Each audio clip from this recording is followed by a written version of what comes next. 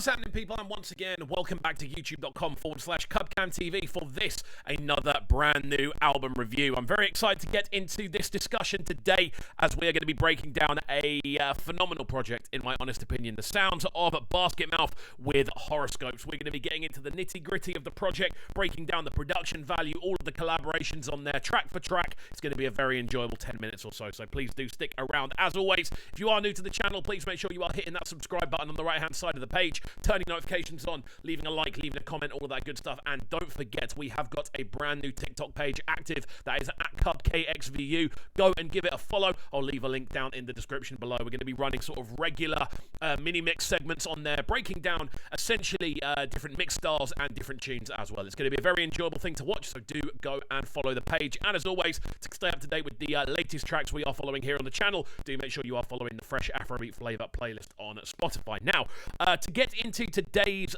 breakdown and reaction and general review of this album, we need to kind of discuss the overall feeling more than anything else. Now, for me, if I'm being entirely honest, it's a pretty exceptional body of work right from the jump. The combination of collaborative expertise alongside Dr. Set's impeccable production palette on this one really does send it to a different dimension. The general understanding of arrangement throughout the project is fantastic. Every single kind of feature, for me, at least makes sense. Every single feature is utilized properly. Every voice on the project does what I think that voice should be doing. And again, I don't know how involved certain people are. I don't know how many heads are actually involved in the compositional side of things. But overall, this one does sound, it sounds like a pretty solid project, I've got to say. Since he's been kind of perusing into the musical world, it's safe to say that Basketmouth has brought out some pretty solid projects. There's no getting away from it. But for me, this is the immediate standout, promoting the stars of the now, whilst also pushing them to their limits in regards to the sort of different things they can do. The whole album for me, as a kind of overview, breathes a sense of futuristic creativity and a real sense of freedom of sort of sonic expression. It's so infectious when listening through it. You do have to kind of sit down and take it in all in one. I've done it a couple of times when I was putting together the notes. You'll see me reading for this this album review, and I enjoyed it so much. I enjoyed the fact that we got to see a full spectrum of sounds, both futuristic and traditional. So many different elements all weaving together. You've got to give a massive shout out to Dr. Set on the actual arrangement and production side of things, because the production value is absolutely impeccable and to an extent at times does carry the project. The kind of combination of breathiness which we hear between different timbres of tunes and the crunchiness of the drums and rhythms we hear, it's enough to keep your ears entertained for hours. And we are going to jump into breaking down the first track. Obviously we are going to talk about the different features, and we're going to start with this one because they come out of the gate absolutely swinging. Love and Life featuring Simi, M.I. Abega and Johnny Drill. When I first listened to this on a live reaction, I genuinely couldn't believe what I was hearing. We broke this one down on a full-length CUBREACTS video, and for those that haven't seen it yet, you will see I'm absolutely blown away by how this tune sounds. Do go and check out the full reaction video for it. I will leave a link in the description down below. But yeah, overall, I think this is one of the strongest tracks of the year. Straight up, no capping, I think just what it represents, the general soundscaping is mind-bogglingly good, and the fact they utilize the soulful sounds of Johnny Drill's vocals and kind of put him in a zone where he can sound almost superhuman, next to using Simi's angelic tones and using them in a kind of one-drop fashion. It's outstanding. There's no getting away from it. I think this is genuinely outstanding, alongside the additional work from M.I. Abega as well.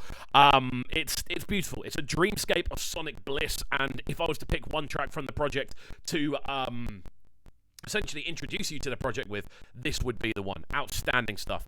From here we then move into the sounds of Your Body featuring Buju as the spacey feel continues. I think Buju with this one arrives and continues to unleash another classic sounding vocal, and this is what we know Buju can do. He can deliver these, again, such unique sounding vocals that just work with the instrumentals he's given.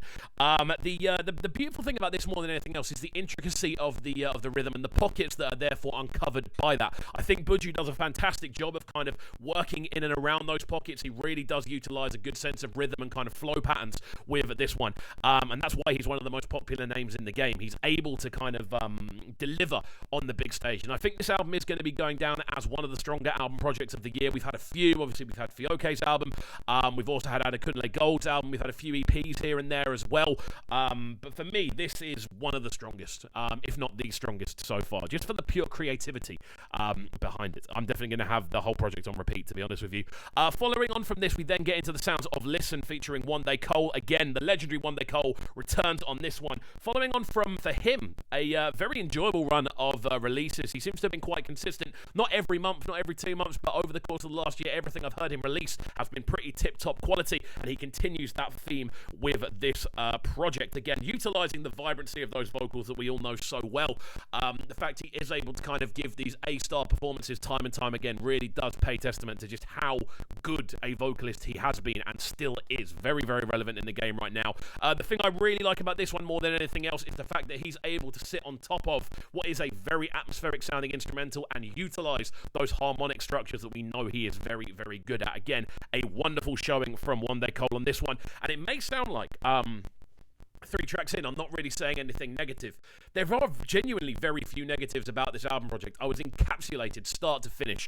And that continues as we jump into the next one. Seloi, this one featuring Peruzzi, who, despite having another single out the same day with Ready alongside Iceberg TM, he hasn't held back on this one at all. The cool thing about this one is the choppy sense of percussion and clicky drums that are all over the instrumental. It's a really kind of bouncy sounding tune.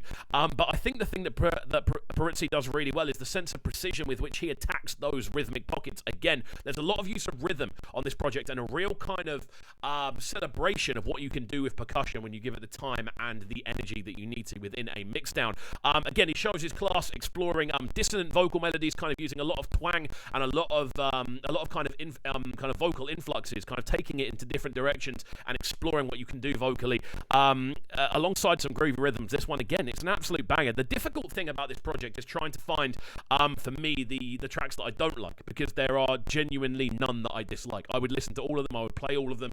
It's a crazy body of work.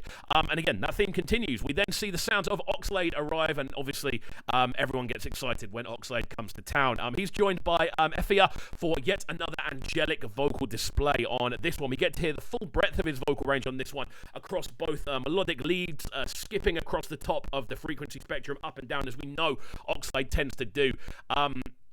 For me, I think the thing that makes Oxlade special as an artist is the pure raw ability that he has within that vocal range. He has a unique sonic texture and knows how to use it. And again, I think there's a really cool theme running throughout this one. It's backed up by some really cool, intricate harmonic backing, kind of doing a couple of more dissonant tones, a couple of different sounding harmonic layers, and the whole thing just sounds fantastic again. Moving on to track number 6. Bear in mind, this has 9 tracks on it. We're on to track number 6. I've barely had a bad word to say. And it's crazy. Again, we move into 2 more top quality appearances here as Blackbones and Tubaba arrive for a more traditional sounding vocal display, utilizing distant harmonics and a lot of reverberation to give this one a sense of epic nature.